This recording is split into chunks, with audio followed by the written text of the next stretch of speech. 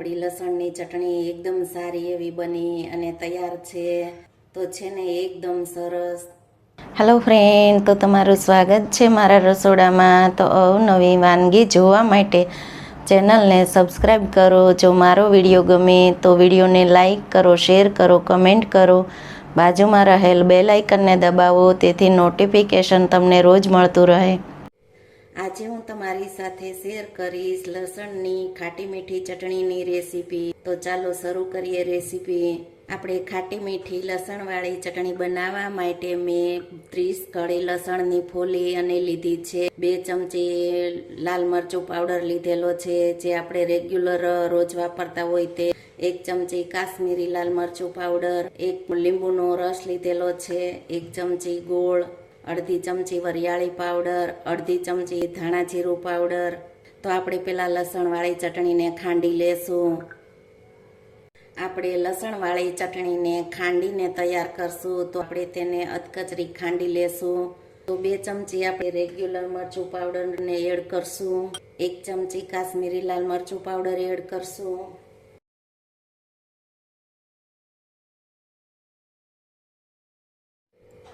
ચટણી આપણે આ રીતની અધકચરી ખાંડી અને તૈયાર કરી લીધી છે. તો ચટણીને આ રીતની અધકચરી ખાંડવાની, સાવ તેની પેસ્ટ નથી બનાવવાની. એને આપણે મિક્સરમાં પીસી અને તેને તૈયાર નથી કરવાની. જો આપણે ચટણીને કાઢી લેશું તો તમે જુઓ છો કે આપણી ચટણી એકદમ સારી એવી ખંડાઈ ગઈ છે.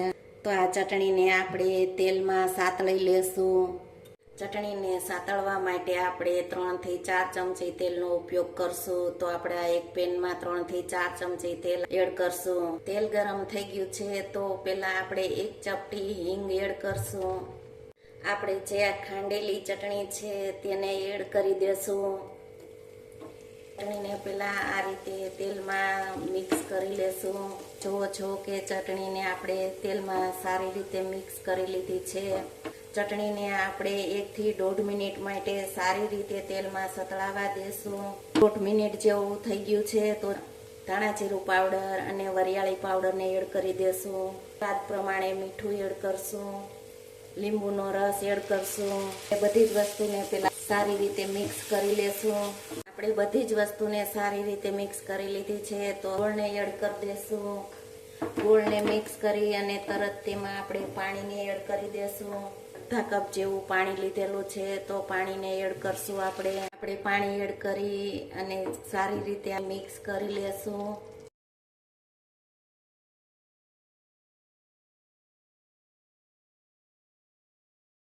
ગેસની ધીમી આંચ ઉપર 2 થી 3 મિનિટ ચટણીને સારી રીતે આપણે પાકવા દેશું. પાણીનો ભાગ બળી જાય અને તેલ છૂટું પડી જાય તો 2 થી 3 મિનિટ આપણે સારી રીતે ચટણીને પાકવા દેશું.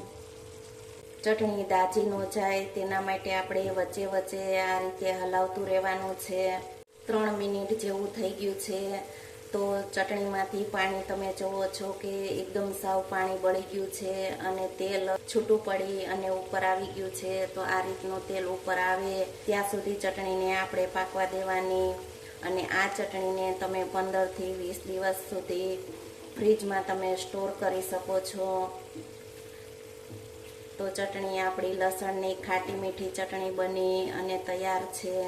ગેસને બંધ કરી અને ચટણીને સર્વ કરી લેશું.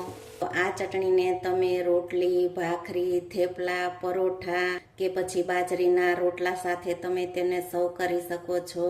તો છે ને એકદમ સરસ. આપણે જો આ ચટણીની રેસીપી ગમે તો વિડીયોને લાઈક કરો, શેર કરો, કમેન્ટ કરો અને બાજુમાં રહેલ બેલ આઇકન દબાવો, તેથી નોટિફિકેશન તમને રોજ મળતું રહે.